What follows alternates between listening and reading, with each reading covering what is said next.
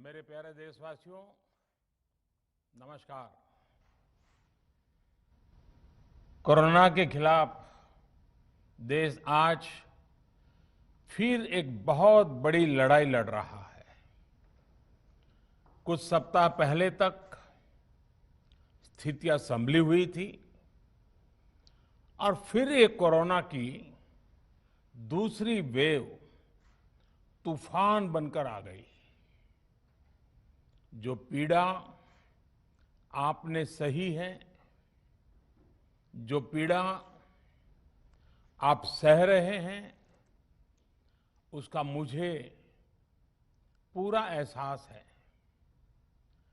जिन लोगों ने बीते दिनों में अपनों को खोया है, मैं सभी देशवासियों की तरफ से उनके प्रति संवेदनाएं व्यक्त करता हूं। परिवार के एक सदस्य के रूप में मैं आपके दुख में शामिल हूं।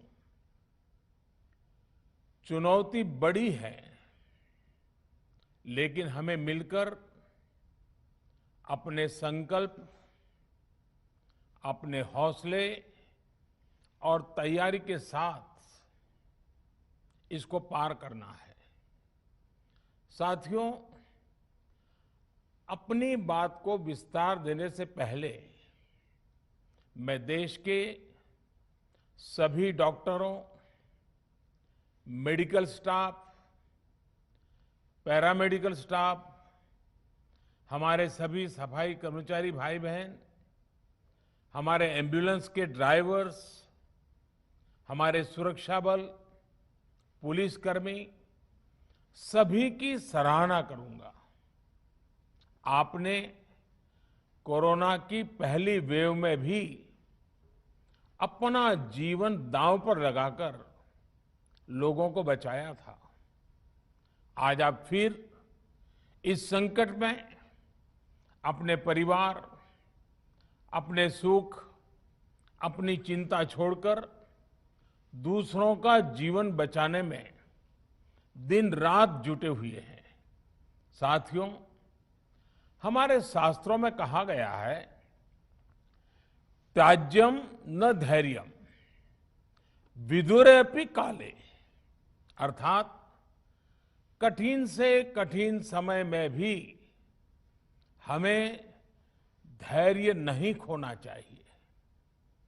किसी भी परिस्थिति से निपटने के लिए हम सही निर्णय लें, सही दिशा में प्रयास करें, तभी हम विजय हासिल कर सकते हैं। इसी मंत्र को सामने रखकर आज देश दिन रात काम कर रहा है। बीते कुछ दिनों में जो फैसले लिए गए हैं, जो कदम उठाए गए हैं, वो स्थिति को तेजी से सुधारेंगे। इस बार कोरोना संकट में देश के अनेक हिस्से में ऑक्सीजन की डिमांड बहुत ज्यादा बढ़ी है। इस विषय पर तेजी से और पूरी संवेदनशीलता के साथ काम किया जा रहा है। केंद्र सरकार, राज्य सरकारें, प्राइवेट सेक्टर, सभी की पूरी कोशिश है कि हर जरूरतमंद को ऑक्सीजन मिले। ऑक्सीजन प्रोडक्शन और सप्लाई को बढ़ाने के लिए भी कई स्तरों पर उपाय किए जा रहे हैं। राज्यों में नए ऑक्सीजन प्लांट्स हो, 1 लाख नए सिलेंडर पहुंचाने हो, औद्योगिक इकाइयों में इस्तेमाल हो रही ऑक्सीजन का मेडिकल इस्तेमाल हो, ऑक्सीजन रेल हो, हर प्रयास किया जा रहा है।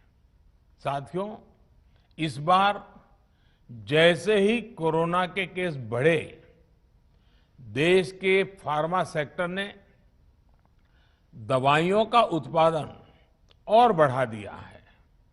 आज जनवरी फरवरी की तुलना में देश में कई गुना ज्यादा दवाइयों का प्रोडक्शन हो रहा है। इसे अभी और तेज किया जा रहा है। कल भी मेरी देश की फार्मा इंडस्ट्री के बड़े जो प्रमुख लोग हैं, उसके जो एक्सपर्ट लोग हैं, उनसे बहुत लंबी चर्चा हुई है। प्रोडक्शन बढ़ाने के लिए हर तरीके से दवाई कंपनियां की मदद ली जा रही है।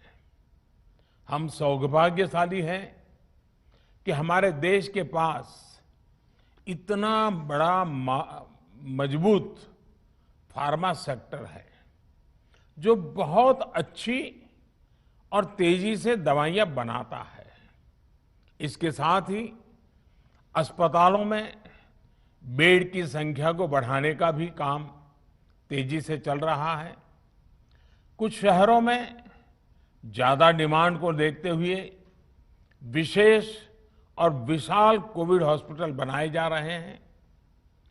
साथियों, पिछले वर्ष जब देश ने कोरोना के कुछ ही मरीज सामने आए थे, उसी समय भारत में कोरोना वायरस के खिलाफ प्रभावी वैक्सीन के लिए काम शुरू कर दिया था।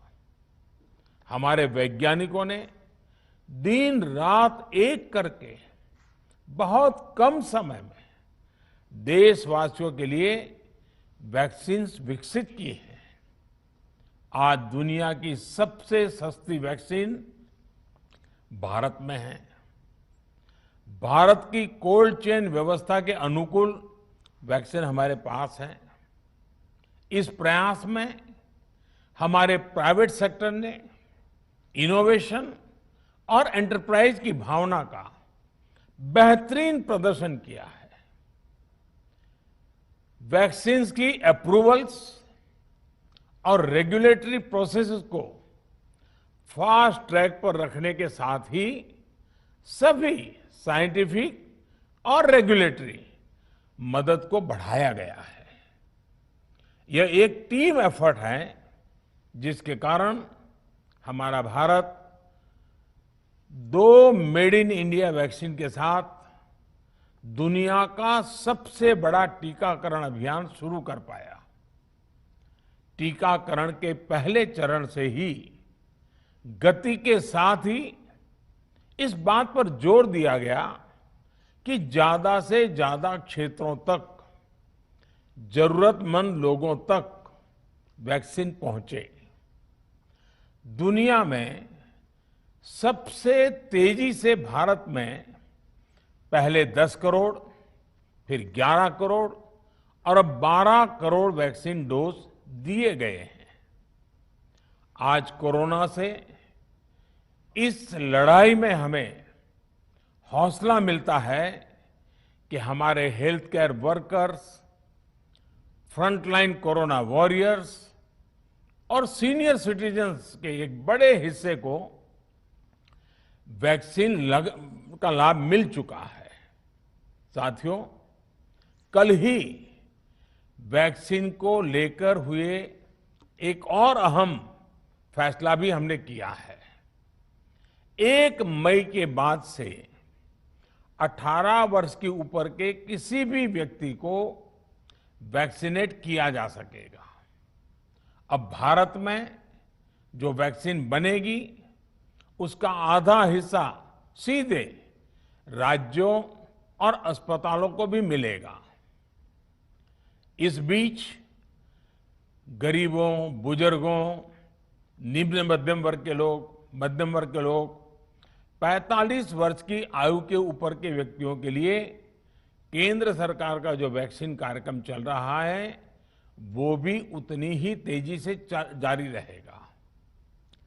पहले की तरह ही सरकारी अस्पतालों में मुफ्त वैक्सीन मिलती रहेगी, जिसका फायदा, जैसा मैंने कहा, हमारे गरीब परिवार हो, हमारे मध्यम वर्ग, निम्न मध्यम वर्ग के परिवार हो, वो उनका लाभ उठा सकेंगे।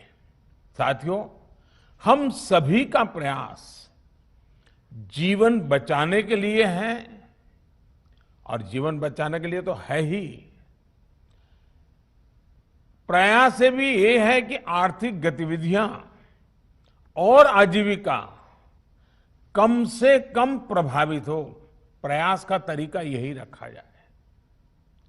वैक्सीनेशन को 18 वर्ष की आयु के ऊपर के लोगों के लिए ओपन करने से शहरों में जो हमारे वर्कफोर्स है उसे तेजी से वैक्सीन उपलब्ध होगी।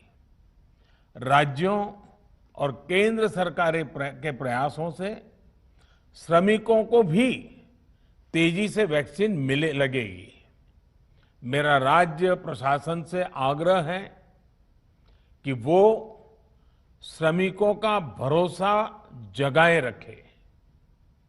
उनसे आग्रह करें कि वो जहां है वहीं रहे। राज्यों द्वारा दिया गया ये भरोसा उनकी बहुत मदद करेगा कि वो जिस शहर में हैं वहीं पर अगले कुछ दिनों में वैक्सीन भी लगेगी और उनका काम भी बंद नहीं होगा। साथियों, पिछली बार जो परिस्थितियां थी वो अभी से काफी भिन्न थी। तब हमारे पास इस वैश्विक महामारी से लड़ने के लिए कोरोना स्पेसिफिक मेडिकल इंफ्रास्ट्रक्चर नहीं था। आप याद करिए देश की क्या स्थिति थी। कोरोना टेस्टिंग के लिए पर्याप्त लैब नहीं, पीपीई का कोई प्रोडक्शन नहीं, हमारे पास इस बीमारी के ट्रीटमेंट के लिए कोई खास जानकारी भी नहीं। लेकिन बहुत ही कम समय में हमने इन चीजों में सुधार किया। आज हमारे डॉक्टरों ने कोरोना के इलाज की बहुत ही अच्छी एक्सपर्टीज हासिल कर ली है। वो ज्यादा से ज्यादा जीवन बचा रहे हैं। आज हमारे पास बड़ी मात्रा में पीपीई किट्स हैं, लैब्स का बड़ा नेटवर्क है और हम लोग टेस्टिंग की सुविधा को निरंतर बढ़ा रहे हैं। साथियों, देश ने कोरोना के खिलाफ अब तक बहुत मजबूती से और बहुत धैर्य से लड़ाई लड़ी है। इसका श्रेय आप सभी को, सभी देशवासियों को ही जाता है। अनुशासन और धैर्य के साथ कोरोना से लड़ते हुए आप देश को यहां तक लाए हैं।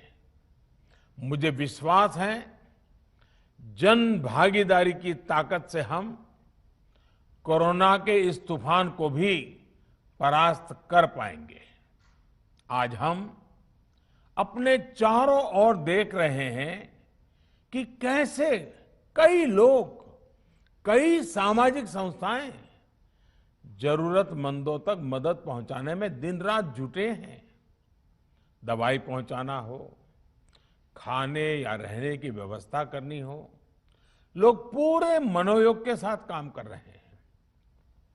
मैं इन सभी के सेवा भाव को आदरपूर्वक नमन करता हूं और देशवासियों से अपील करता हूं कि अधिक से अधिक मात्रा में इस संकट की घड़ी में देशवासी आगे आएं और जरूरतमंदों तक मदद पहुंचाएं।